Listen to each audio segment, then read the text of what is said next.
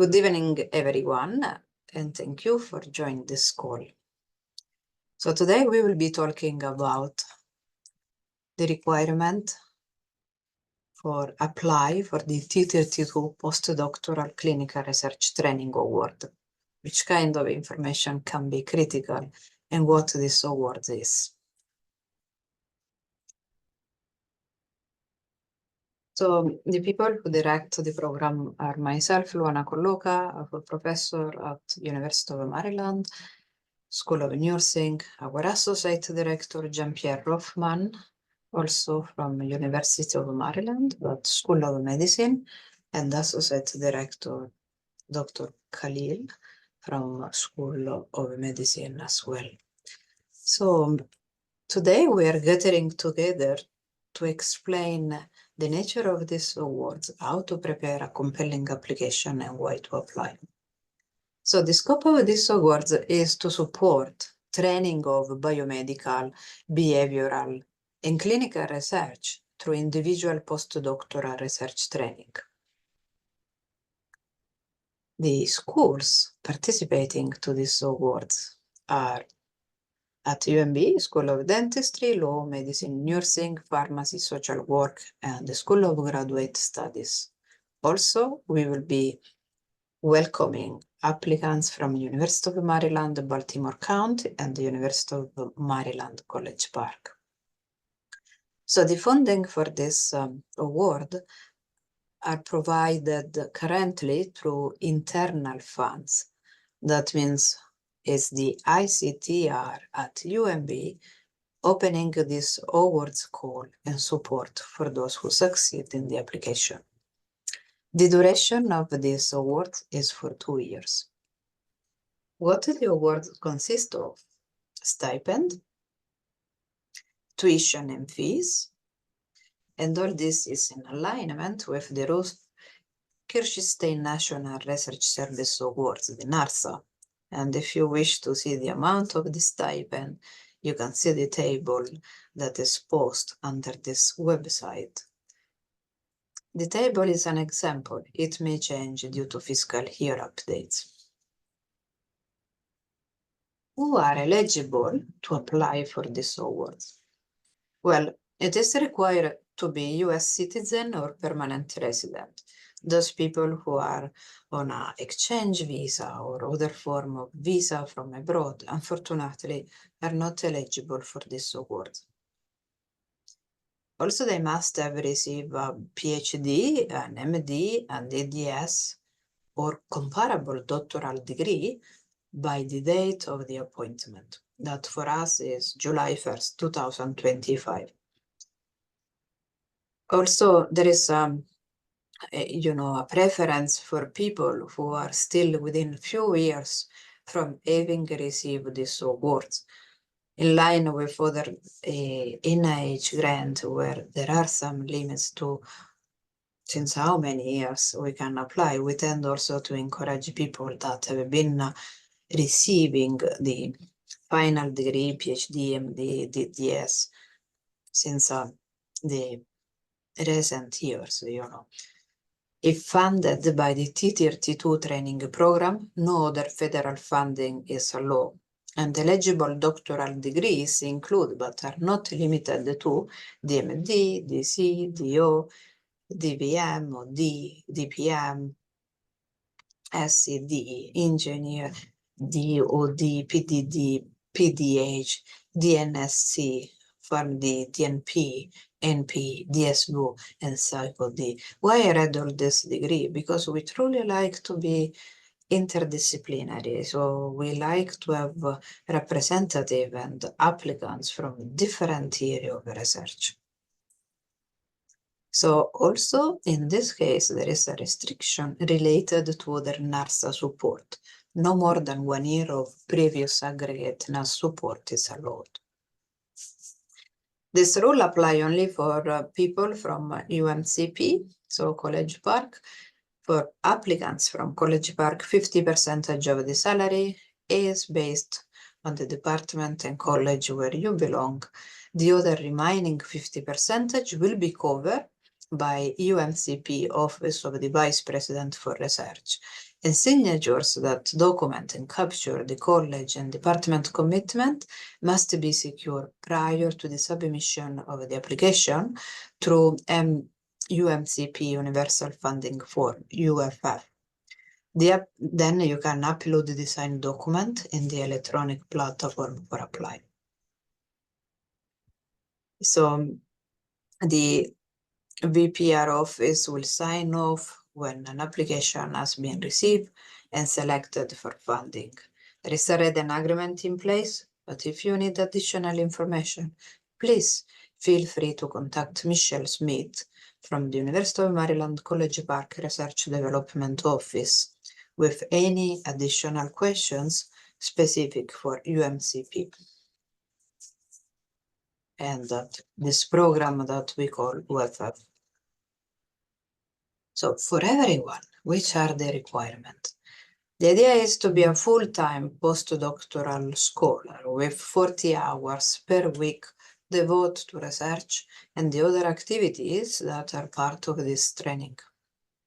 And indeed, it is required to attend the seminars that this award offers. So both the UMB and Johns Hopkins University are currently offering online seminars where the participation is mandatory. Clinical and translational research projects are also required, and having identify a mentor. Part of the application is to describe the research projects you will be conducting over these 2 years and the mentor or mentors you have for completion of this project. It is good to pursue training as clinicians or non-clinical postdoctoral fellow, and based on your situation, we encourage completion of a master's degree in the area of clinical research. And this master's degree is very much part of this training program.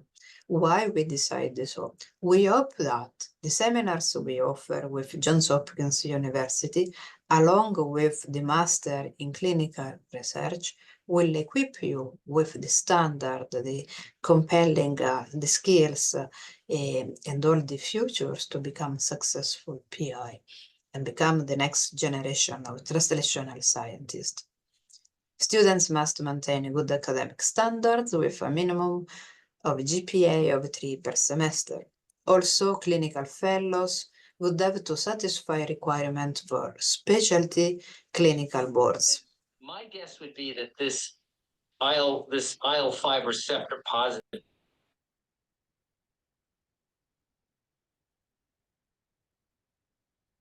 So, which are the elements for this package?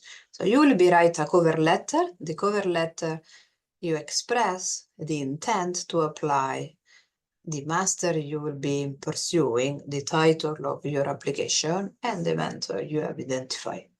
Also, we require the curriculum vitae, and for this CV, we don't have a limitation in terms of pages. So be comprehensive. Try to truly make you clearly a compelling candidate without, worrying about length limitation, because in the curriculum, you can have all the information about education, publication, poster, present and prior research experience, and so on. Then the core of the application is a personal statement consisting of 2-3 pages with a font of 12 that has to include project's title, a detailed summary of your research plan, at least 1 page. So the research should be articulate with central hypothesis, the way you address your hypothesis, and hopefully an aims page. And part of this 3-page application should include short and long-term research goals. How this training will make you successful in the short and long run.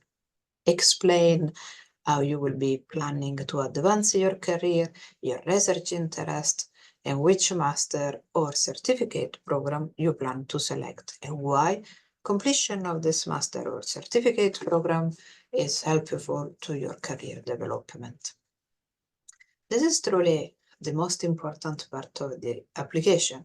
Of course, there are other elements like the transcript for all higher level institutions should be also attached. The applicants must submit a concurrent graduate school application for the master. And when completing this application, please make sure to select that you would like to be considered for in-state tuition.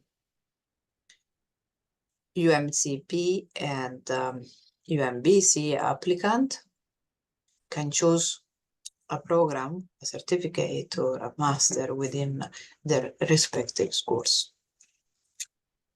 Also, we require a letter of reference. The letter will be emailed directly to the ICTR/navigator@umaryland.edu by March 3rd.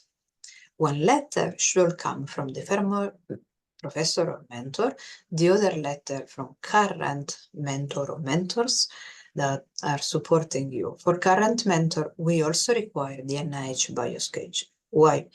Because both you and the mentor will be evaluated. In fact, when it comes to the current mentor, the prior mentoring experience, mentoring track record, list of former trainees that have established an independent career, how many people from one lab succeed in securing a tenure track position, the next career experience and opportunity. But also the level of commitment, how often you will be meeting with your current mentor, which is the strategy for mentorship, and how this interaction will help you to become successful.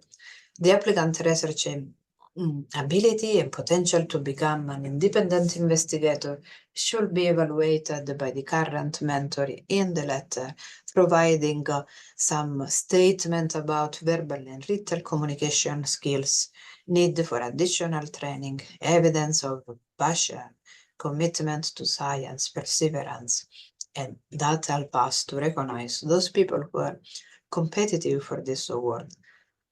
So keep in mind the mentor level of commitment and the mentor prior mentoring experience become key scoring criteria. What that means? We will be inviting external reviewers, and they have a critic template, and as part of the critic, there are areas that will be scored. And as I mentioned, the mentor commitment and the mentor prior experience represent two scores of the critic. Postdoctoral appointment must not be contingent on T32 award. What that means? You should have secured your postdoctoral position within a lab with a mentor independently of these awards. So we don't accept people who say, this person can join my lab if receive the award. It is the other way around. You're already in a lab, you're already, focusing on a research strategy, research project with a mentor, and you and your mentor apply to have support for salary, tuition, fees, stipend, right? The deadline for the application is March 3rd, 2025 at 5 p.m. As part of this training, you will be receiving the possibility, and actually this is more than a possibility, it's mandatory, you will be attending regular seminars monthly offered at Johns Hopkins in the form of online seminars. ICTR enrichment seminars are also offered here at University of Maryland, and you will be able to have additional training as needed in bioethics, HIPAA, responsible conduct of research, good clinical practice, animal research, and so on. The scope is also to make you very strong in statistics, so that is why you will have access to health informatics and professional development workshop. Additionally, there is stakeholder engagement. You will be learning how to talk about your science, no matter how complex can be, to the society, lay language people. And for this, we have a RAC that stands for Research Advisor Committee that is based on patient voice and they will be evaluating your presentation skills, commenting and providing feedback on your projects. Also, we will have the scholars attending annually the translational science meeting during these 2 years of training. So it's our national conference for translational science. Once selected, you will have regular meeting with myself, Drs. Rothman and Khalil. We will have a mentor-mentee agreement signed by both parties because, as I mentioned, this is a three-party agreement as the mentor and the mentee. You will have also individual development plans to monitor your progress at least twice per year. And at the end, there will be the completion report along with an assessment of where you were when you joined this training and how much you learn at the end of the 2 years. And with this, I would love to open this session to any questions that you may have. Thank you very much.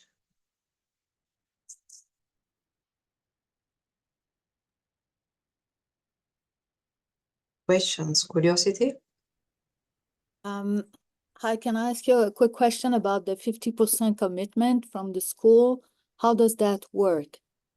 This is only for University of Maryland College Park, Okay. but not for UMB. So okay. if you and your mentee are at University of Maryland, don't have to worry. There is a 100% coverage.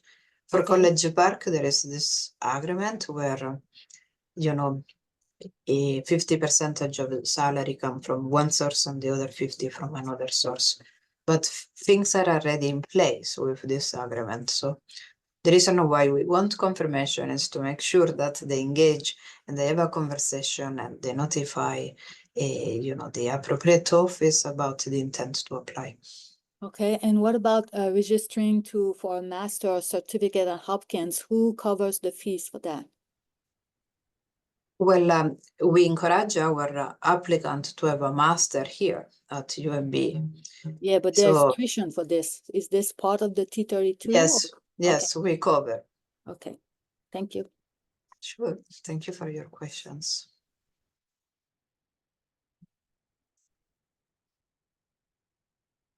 Other questions?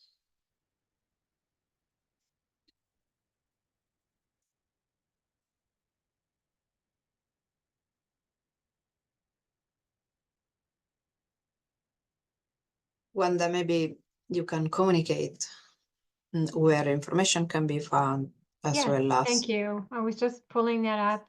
Hello, everyone, and thank you for attending. We will post this recording of this session on the ICTR website, the same place where the postdoc T32 application information, description of the program is located, and our contact information is within that as well. And please do feel free to reach out to any of us through, and I can put this into the chat, but perhaps if you want just a quick email to always remember for all questions related to the ICTR, and whether it's training, whether it's resources, whether it's pilot grants, this will be your go-to number, and I'm putting that in the chat right now. It's ictr-navigator@umaryland.edu. And I'll also put the website information on here as well for you. This should be in your Rolodex, at least your electronic one. There you go.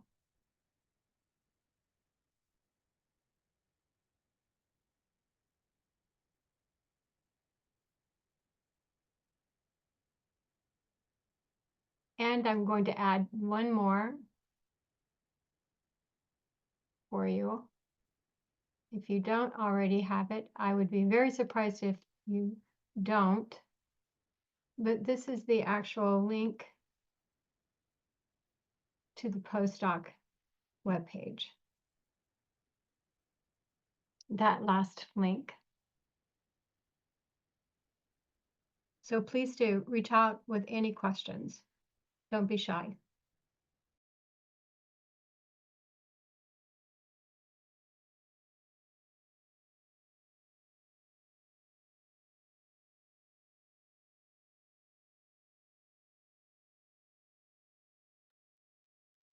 Well, if no one has any additional questions, then I think we can go ahead and move forward and let you have the last 10 minutes back. And thank you for attending.